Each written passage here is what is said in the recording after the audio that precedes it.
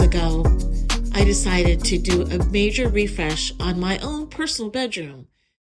It's been 6 to 7 years since I've done any kind of design upgrades on my bedroom, and I thought now is a great time as any, starting with the walls. You know me, I love pattern upon pattern upon pattern. It makes me feel cozy and safe and happy. My second love really is stenciling and paint because it looks so beautiful and it imparts a cozy handmade feel to a little bedroom like mine. And the colors I chose to go with, Sleepy Blue by Sherwin-Williams and Turmeric by Benjamin Moore. I love the combo. I've always loved this wallpaper by Molly Mahan. It's gorgeous, but it's $275 a roll. Even for my little bedroom, that would end up being a pretty big price tag. So I'm going to stick with stenciling. I'm happy with it. It just takes a little time, a little sweat equity. For a more complete how-to on how to stencil walls, check out my previous episode, and that'll give you a really good tutorial. I'll provide a link above. Now the next thing I want to do is paint behind the headboard and my paneled screen, both of which are heavy. My bed is so heavy that I can't even lift it up to put in some furniture mover pads. So I looked online and it seemed like on Amazon that sort of these furniture lifts were affordable and I could use them for a lot of other things. This one is all metal and it can lift up to 330 pounds. I'm hoping the bed's not 330 pounds. I don't think it is, but and you just crank it. This is fantastic.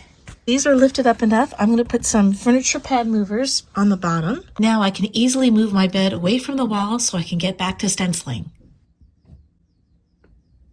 Home Goods, I bought a queen size duvet cover, and I'm going to make a no-sew slipcover for my headboard. I'm going to fit it over this headboard. Right now, I'm actually just measuring how much fabric I need to cut and hem from the bottom. And I'm going to cut this so it measures about 36.5 inches. Okay, here we go. If you don't sew, you can use stitch witchery or fusible webbing to create a hem, and you'll just iron that down. And I'm going to iron out a middle crease so that when we hang it onto the headboard, I'll know how to center it.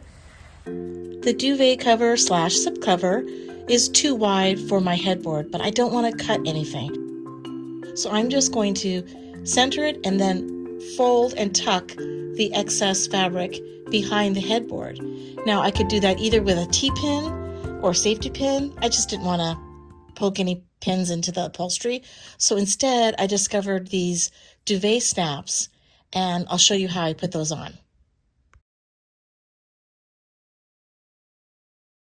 I still have 1 or 2 stenciled areas to do, but in the meantime, while things are drying, I needed to take a stencil break, and I am going to start ironing on these duvet snaps. I'm going to apply them to the 4 corners of my slipcover for my headboard. All right, so here are my duvet snaps. You attach them to the fabric with an iron. They seem pretty sturdy. So I'm going to give them a whirl.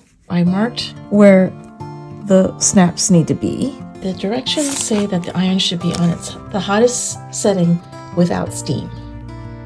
So let's go this way.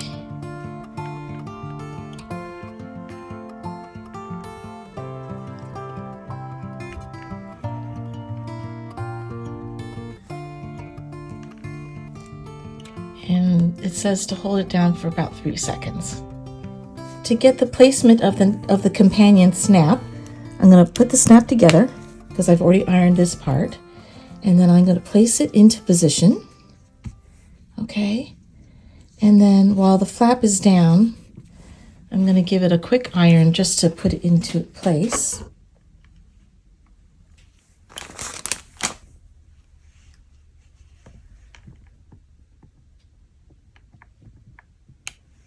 Yep, that's pretty holy.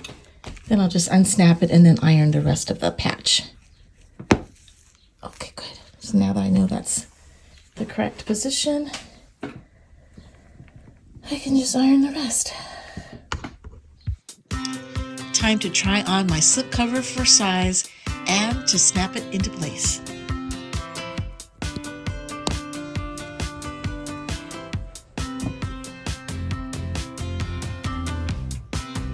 With my fresh new headboard slipcover in place, I can't wait to show you what the rest of the room looks like. Let's take a look.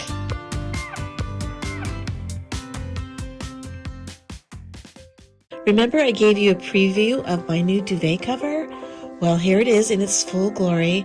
I hope you like this soft tobacco color, caramel color. I feel like it really grounds the room, and it gives a nice contrast to all of the navy and blue going on in the room.